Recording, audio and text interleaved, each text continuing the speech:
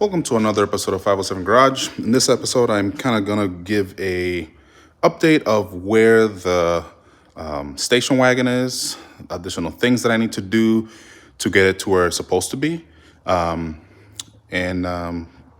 give you the status of right now, the additional parts that are still pending, and things like that. So let's just get right into it.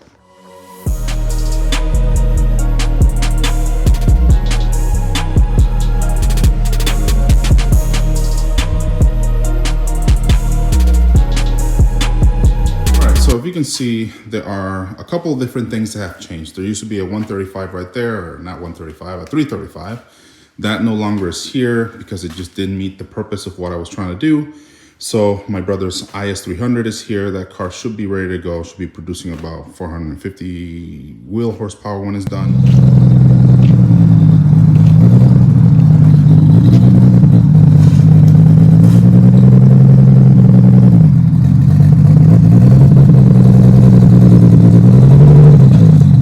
So it's just missing wiring and it should be ready to go.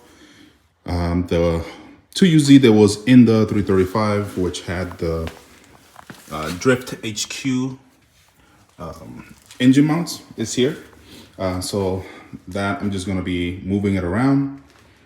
Up here, I try to pick up a lot of the parts that I had that were just sitting on the ground. So these are the doors that came out of the 535 XI. That will be eventually cut to then mate or be combined with the wagon. So the top of it, as you can see here, is this frame that I'll be using, but then I will be retaining the Lexus side. So I'm gonna be doing a mix of cutting the two doors and combining them for where I need. So enough about my brother's car. This car is going through some work right now.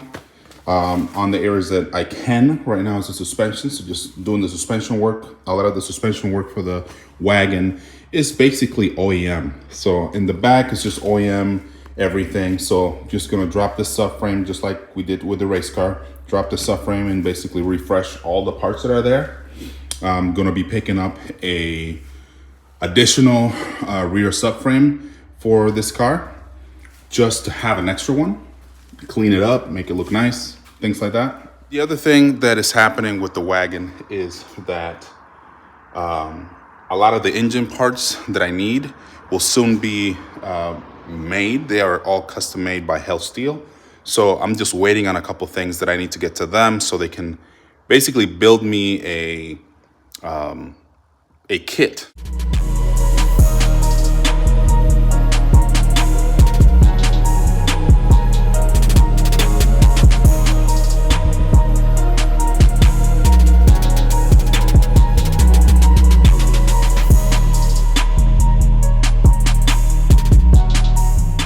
So the kit will include the twin turbo manifolds and exhaust system. They are going to make sure that all my hot and cold sides that I'm going to be using that go to the supercharger and everything like that are all put together. So they're going to get all the parts. They have a mock-up 3UZ on their end that they're going to put all these parts on and build everything that I need. The exhaust, they have another Lexus GS that they're going to use to mock up the exhaust system, make me a nice custom cool exhaust system. Then they're going to package all that up and send it over. I'm looking at getting a different additional billet parts created for this car. If you are familiar with how the engine setup looked on my race car, the valve cover and all these things were billet custom made. They had custom naming for 507 Garage, the company that I run. So I'm going to do something similar with the 3UZ engine. So that's one of the reasons that I'm very excited to be partnering with Hell Steel, because they make such cool stuff. And they have the ability of making not only the twin turbo kit, the exhaust system, but they also do a lot of billet stuff. So if you haven't checked them out, you can check them out at hellsteel.com, or you can check them out at 507. We are also a dealer of their parts. So that's kind of another reason why I'm using their stuff, is just kind of promote and show people what it is possible and what these parts can do. The supercharger that I'm using is a Harrop supercharger, which then mates onto a Elate manufacturing intake manifold. So that's how we're twin charging that 3UZ. And then for the front of the car, this front subframe is gonna be removed because I have to use a first gen GS300 subframe, or a first gen, or not first gen, so first gen GS300 subframe, or a second gen SC300 or SC400 subframe.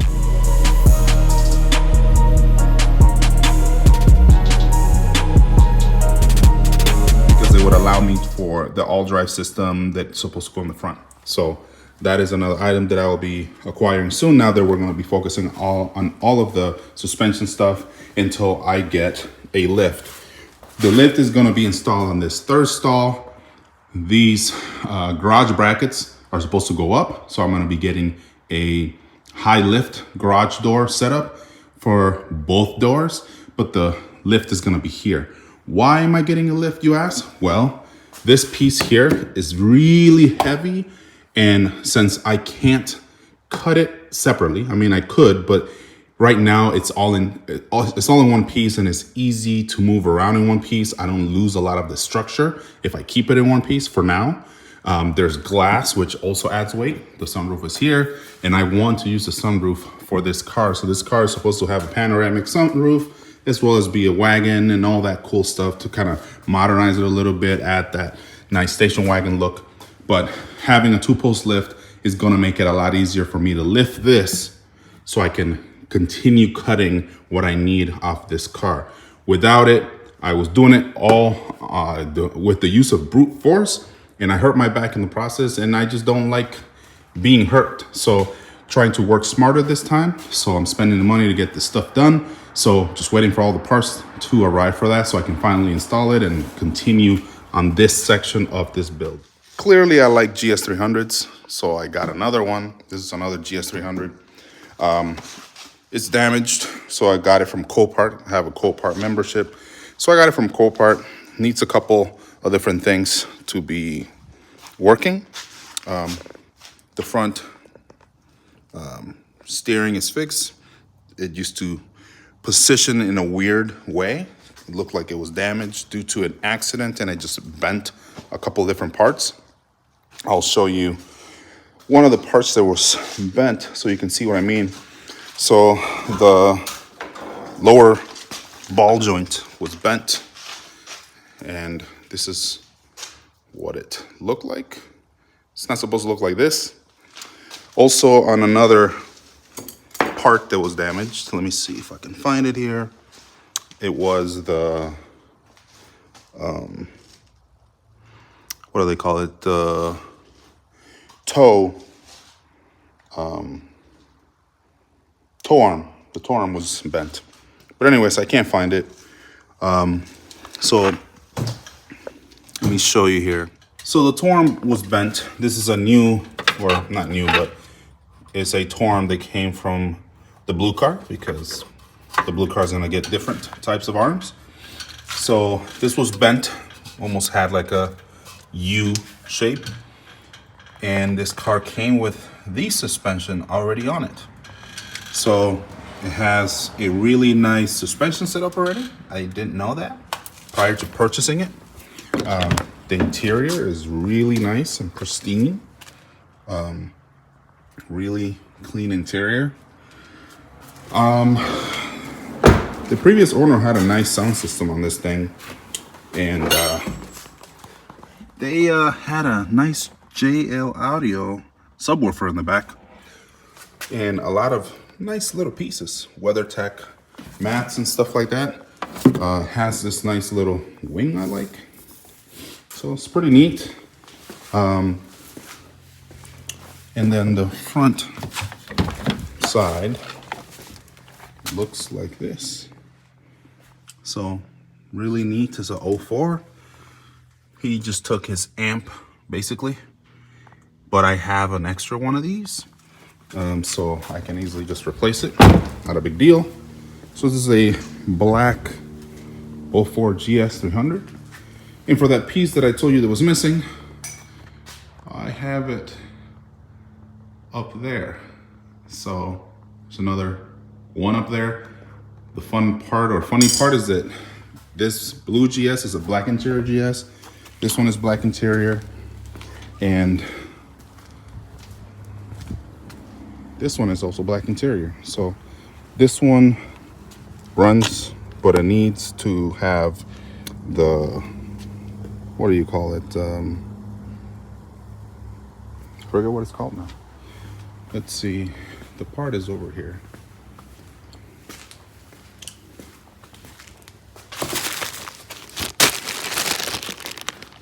The rear main seal replaced. That's what it means. So that way I can have two commuter GSs, this one and the gray one that you saw out there, for everything that we're needing to do here. The thing, you already know that I sell Adamat Performance manual adapter kits. So I purchased two BMW transmissions. These are BMW manual transmissions that came off of a N52 engine.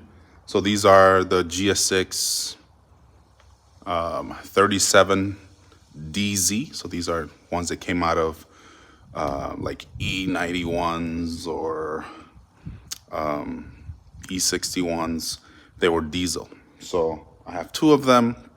And for that, I also bought dollies to kind of haul them around. Another thing we will be doing soon, once we get the adapter plate that is from Dummy Works, that is going to go on the 3UZ with the DCT that's here. We're going to mate this transmission to that 3UZ engine, put the transmission and engine mounts on, and just drop them in here and just check fitment. Make sure everything looks good before we replace the front subframe, because the new subframe will fit in the same spot. However, I just want to make sure that everything fits, that the transmission and everything aligns, because the same thing should happen once I swap the front, subframe. But there's a lot of mock-up work that is being done right now, some cleanup work. Once this car is out of here, then it's more space to work on this, especially when the lift arrives so it can be installed. But yeah, in the meantime, this is what I'm working on. Manual swap that car, manual swap that car. Eventually boost both of them while working on finishing this car. Too many projects? Yes. Keeps me busy. I don't update a lot, which is another thing I'm trying to work on, but I'll get there. So that's my brother's IS300. It has a R154. It's a 2JZGE NAT setup. And he's just waiting on an ECU that he is getting for it to be able to run it better than what he had, because he wants to add more boost. So, all right, I'll show you what these transmissions look like.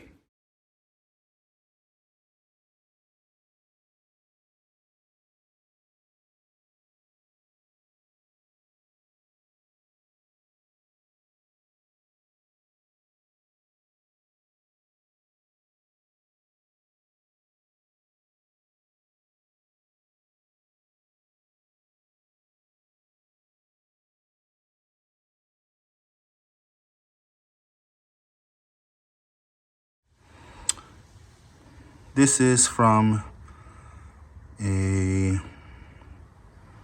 diesel BMW, so one of the 118s, 120 or 318D, 320D, came with an N52 transmission. And again, it's a GS6 37DZ. You can also find these in BZ. The B is for petrol or gas. D is just for diesel. So I have two of these, and yeah, I wanted to get two of these because I have two GSs. I want to manual swap. So these transmissions, power capability, are really close to the GS653 BZ or DZ. Let me just get a chair for myself so I can talk a little bit about them quick. There. All right. So, as you can see, let's roll him over here. All right, so transmissions look pretty identical. If you ever seen any of these BMW transmissions or these ZF transmissions, they're about the same. Nothing too crazy about them. Very straightforward. So power capabilities on these are, if you go single clutch, you can get a clutch from AWD Performance or possibly any of the competitors. They can support about 500 wheel horsepower. Then if you go to a multi-disc, you're closer to like the 800 wheel horsepower numbers. The power range that I'm trying to work with is more in the 500 to 400 to 500 wheel horsepower. So nothing too crazy. So that is what I'm trying to work on for these. So while I work on this car, you'll see me work on this and the gray one.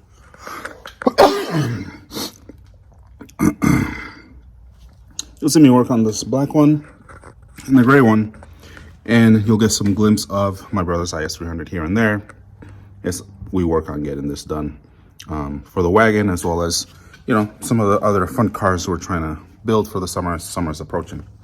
But why did I go with these versus the 53 BZ or DZs? Even though they can hold more power on a multi-disc, like something in the range of like 1200 wheel horsepower. Well, the reason is because they're more expensive. For the amount of power that I'm trying to make, it doesn't really matter at this point. I'm not trying to really make a lot of power.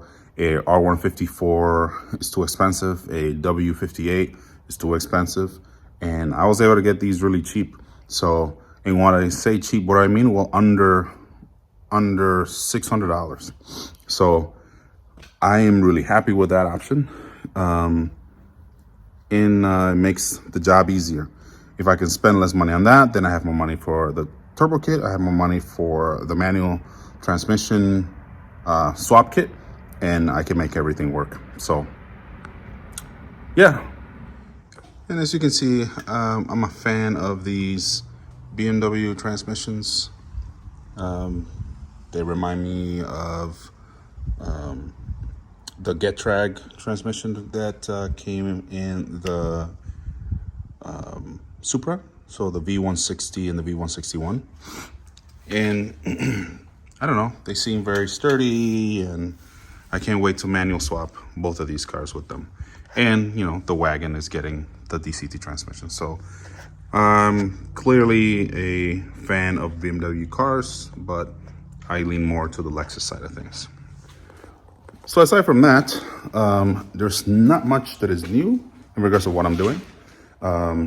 I was sick. I don't know if you can see it. So I have like bloodshot eyes on one of my eyes.